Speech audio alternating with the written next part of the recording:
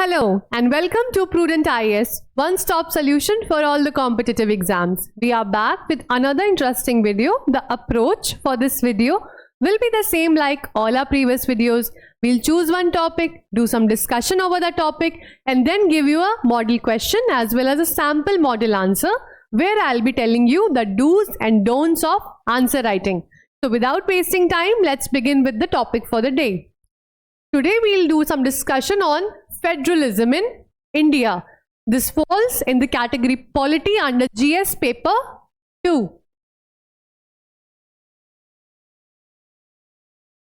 So Indian Constitution adopted in 1950. It created a unique quasi-federal structure.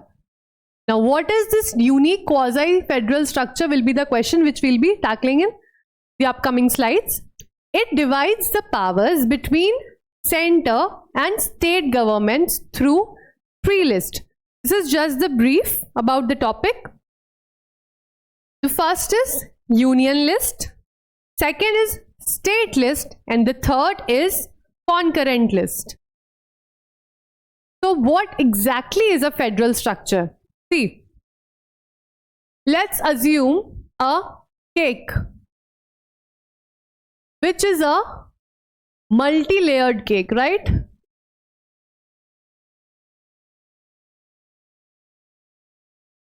Now in that cake, there are suppose 3 layers.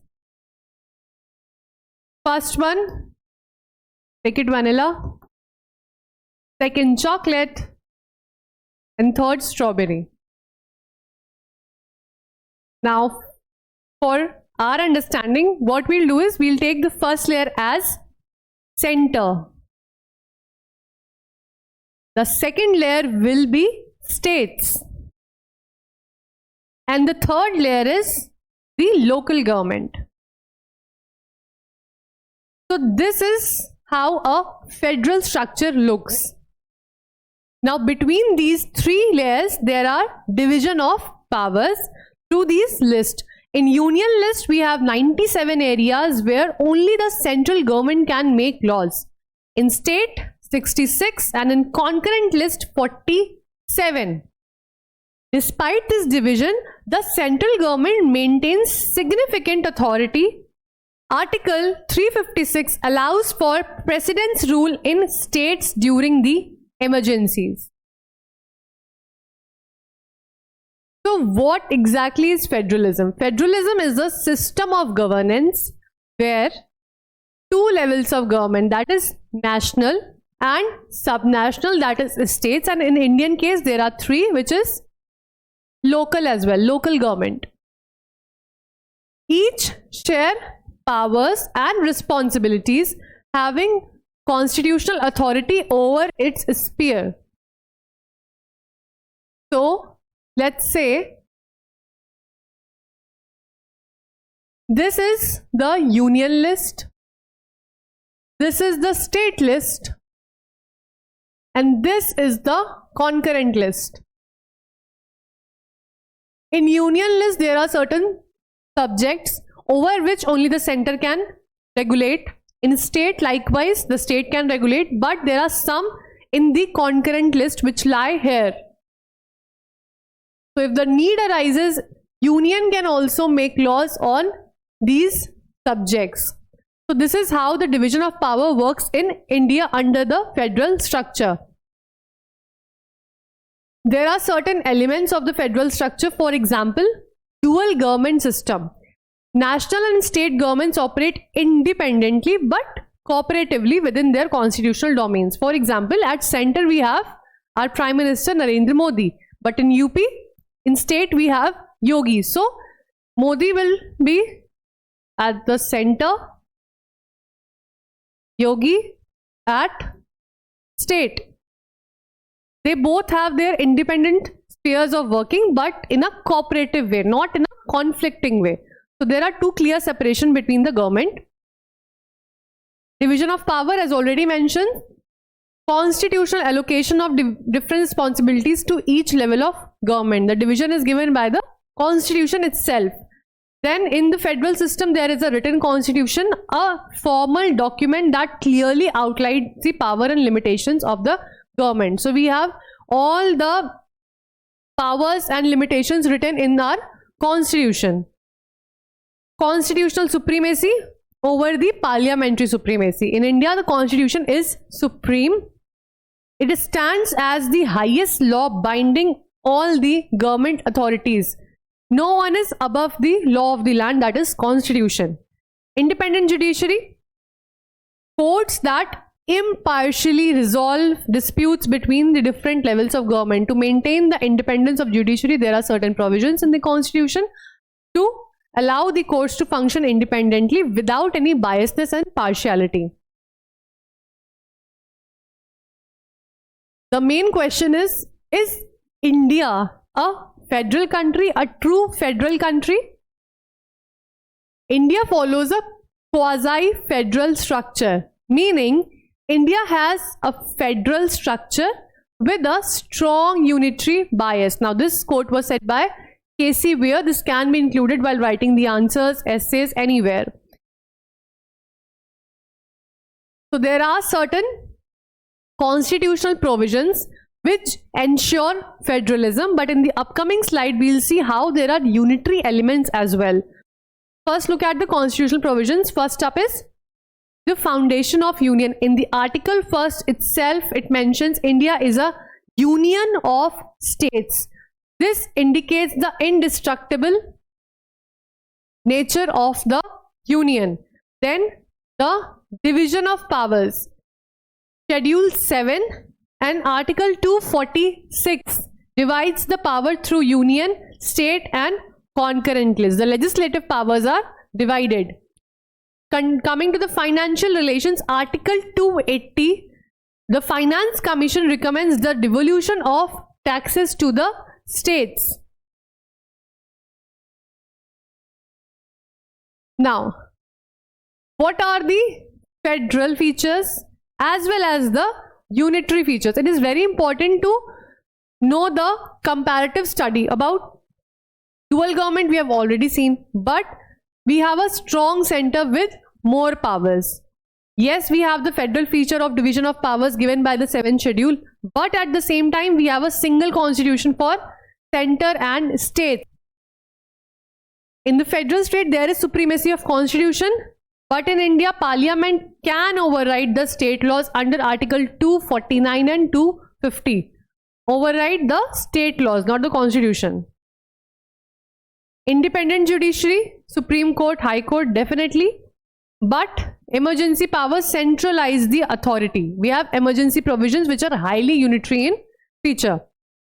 Then we have the bicameral legislature, that is Rajya Sabha. But again, the example of All India services, it comes under the central control. So All India services throughout all the states as well, but it is under the control of the center. So there are a clear-cut division between the federal features and the unitary features, and these both are present in India.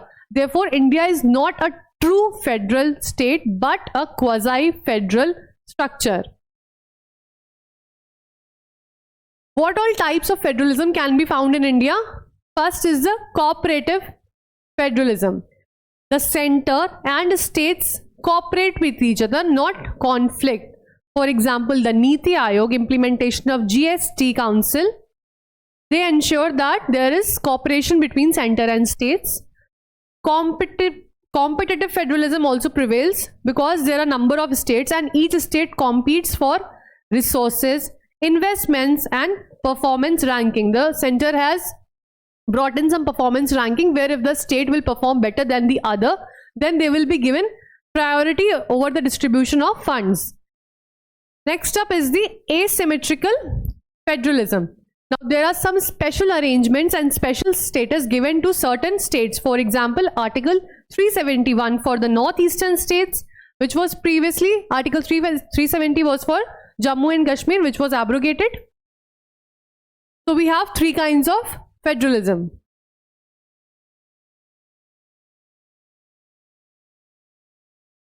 Now next, very important while reading a topic, it's important to know about the present scenarios, the recent issues specifically. So the issues related to federalism which are going on. First up is the Delhi Services Ordinance 2023-24. So the Supreme Court gave Delhi government control over these bureaucrats, but the center countered with Delhi Service Ordinance and later passed a law. So this sparked debate over the federal balance in the union territories. Next up, the governor versus state government. This debate is ongoing and never ending and always very important for UPSC, because governors are the linchpins of Indian federalism, but they are often seen as the agents of center as well. So governor usually delays or refuses to assent the bills. For example, in Tamil Nadu, the NEET exemption bill was delayed. Supreme Court said that governors must act with constitutional responsibility and not political bias. But again, what happens on ground is sometimes political biases do prevail. Sometimes some governors even show the constitutional responsibility as well, but it's difficult to say the governors are totally impartial or not. Next is the GST compensation dispute. So after COVID, the center delayed GST compensation to states as per the states. It was argued. They argued that this violated the promise of cooperative federalism. Of course, because of the delay of funds, they were not able to implement various schemes, and this ultimately led to erosion of cooperative federalism. The famous farm law protest. Now, farm agriculture, that comes under state subject. So it is a state subject. But the centers passed the law without consultation of the states. Now, they found some loopholes, and it is important for you to understand what were those loopholes. See, this is an answer writing series. Here I can give you some pointers. Here I can give you the content in brief. But we'll focus more on the answer part. For knowing about all these topics in depth, just let me know in the comment section and I'll be making video on each of these topics in detail. So the farm laws were later repealed because of the massive protest. What is the view of Supreme Court? That is the key judicial interpretations that have shaped the Indian federalism. So in the famous S.R. Bommai case 1994, the Supreme Court said that the federalism is a part of the basic structure doctrine. Then misuse of Article 356, that is the President's rule, violates the democratic federalism. So time and again the Supreme Court comes to the aid and gives certain statements which can be included while writing the answers. State of West Bengal versus Union of India 1963, the famous case which held that Indian federalism is not rigid like US. The center has wider powers. So there is one judgment which is focusing that federalism is a part of basic structure, but the another judgment which is often focusing at, okay, the center can be given some wider powers as well. The federalism can be diluted a bit. It's important for you to do some critical analysis where you'll be highlighting the strength as well as the weakness of the topic. Now here the strengths are unity in diversity. Now because of federalism there is unity in diversity. Effective coordination, very simple to understand. Because of effective coordination there is better national interest is served. Common economic policies like GST, Niti Aayog. But there are certain challenges as well. For example, the political centralization, overuse of ordinances, the governance power are always in question, as already mentioned, and the financial dependence. That is, the states are mostly dependent on the center for fund division. And what happens is sometimes when the government is different in center and state, then there can be some biasness while dividing the funds. So there are some strengths as well, but some challenges also prevail. Here are a list of quotes that can be used while writing the answer on federalism, even the essay. The first up is, strong states make a strong nation. This can be written when the question is in favor of the states, that the states must be given more power. So you can write this quote. Next up is, federalism is not just a structure but a process continuously negotiated. Next, the essence of federalism lies in the preservation of state autonomy within the constitutional framework. Now, this was given in the SR Bomai case by the Supreme Court. Very famous. This can be used. This will definitely help you in fetching more marks in the answers.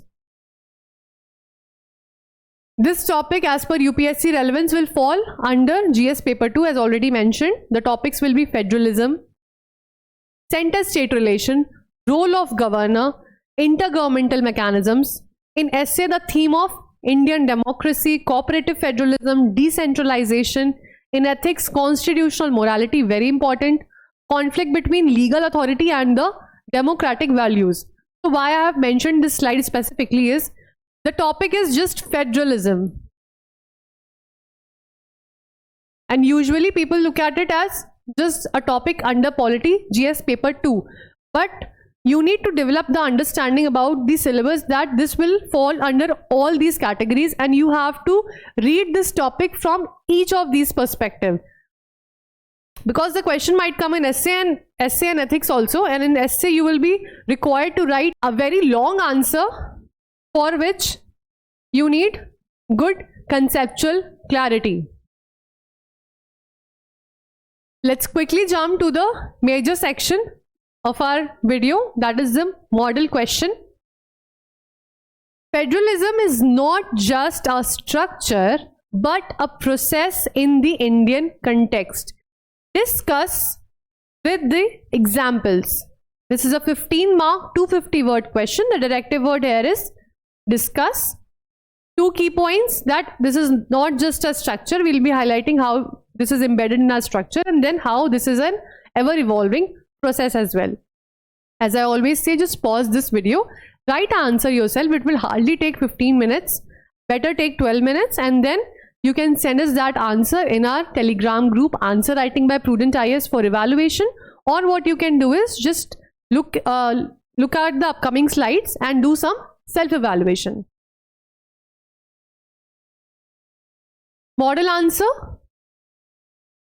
Always follow intro, body, conclusion approach, but do not give these structural headings. Just begin from here. Give some insights about the topic, that is Indian federalism is a constitutionally structured, but its true character emerges through political practice, institutional evolution, and center-state interactions. Now, since this is a 15-mark question, we can add one more line. In India, federalism is as much a dynamic process as it is a legal arrangement. Now, what's important to note here is, first, the word limit is kept in check. Second, the use of terminology. I always insist that please use subject specific terminology. For example, we are using words like institutional evolution, constitutionally structured, center-state interactions, legal arrangement. So these are the words that can be used in the polity paper. You cannot use these in geography or environment, right? So this means by subject specific terminology needs to be used. Then coming to the body of the answer, skip this structural heading, just write from here. Give a major heading. In a 10-mark question, I usually say that one heading is sufficient, but in a 15-mark question, and when there are 2 clear dimensions, better give 2 headings. So we have chosen the first one as per the demand, that is the structural basis of Indian federalism. Underline this or draw a box over it, or use uppercase, that is capital letters, but make sure the heading is highlighted. Under it you are going to write, the Indian Constitution provides a federal structure through a written constitution, division of powers, independent judiciary, so all the constitutional provisions basically. Next, addressing the process part, federalism as a process which is evolving in practice. You can use the subheading format because here you have more points than in the first dimension. So despite the structural framework, this is the linking statement. Now linking statement can be written in a 15-mark question, but I always say in 10-mark, better skip it because you already have just 150 words. So the linking statement is, despite the structural framework, Indian federalism has evolved dynamically through political and institutional process. I have already explained all these points in the previous slide, so I'll be focusing more on the structure. Structure is very simple, subheading and point. What's important to note here is that I have not used any bullets, but alphanumeric digits. Now what are alphanumeric digits? Numeric, that is 1, 2, 3, etc. and alphanumeric is A, B, C, D. So it's better to use these structures instead of bullets. While handwriting the answer, what you can do is I have bold and in the letters in bold and italic, like the SR Boumaian, Union of India, Delhi Service Case, GST Council, Niti Aayog. Just underline these while writing the answer. It's very important to highlight them so that the examiner can easily understand that, okay, student has ample hold on the key terms and facts and the answer addresses the demand. So cooperative federalism mechanism like GST, Niti Aayog, because the question mentioned discuss with examples. Examples are quoted. Promote joint decision making and policy coordination between the center and states. Similarly, in competitive, judicial, landmark judgments like SR Boumai versus Union of India have reinforced the federal principles and limited central overreach. So these are time and again reinforcing the federal principles. Issues like GST compensation delays, growing assertiveness of regional parties highlight the evolving and negotiated nature of federalism. So what we are doing right here is we are mentioning that, okay, time and again there have been enforcements by Supreme Court that we are a federal structure, but again at the same time there are certain issues which are also prevailing. So federalism as a concept is ever evolving in the Indian context. Sometimes it's negotiated and sometimes it's not. The most important part which the students skip is the conclusion. Do not write this heading, skip this heading and just write from here. Conclusion needs to be crisp, concise and balanced. Federalism in India is not a static design but an evolving practice shaped by constitutional intent and political conduct. Its strength lies in dialogue, cooperation and continuous negotiation between center and the states. So we have highlighted the strength, that is the positives, as well as the negatives, that it is, okay, not a static design but a evolving practice which is often shaped by constitutional intent as well as political conduct. See, do not panic that, okay, I don't have such good grasp on language, my conclusions are way more simple. It's totally fine. This is the sample answer, so I have incorporated certain words, but you can write the conclusion in very simple layman language, simple words, but make sure about two things. Your handwriting is neat, legible, and your language proficiency is good. This means that there are no grammatical mistakes. Avoid cutting, avoid use of short forms. In the previous videos, I have mentioned all these points in very detail, so this might sound repetitive for some students, so I'm mentioning in brief. If you want to know about the complete structure, just look at the complete playlist of answer writing series. This is it for today. Join our YouTube channel Prudent IAS and our Telegram group Answer Writing by Prudent IAS. We'll be back with another video super soon. Thanks for watching.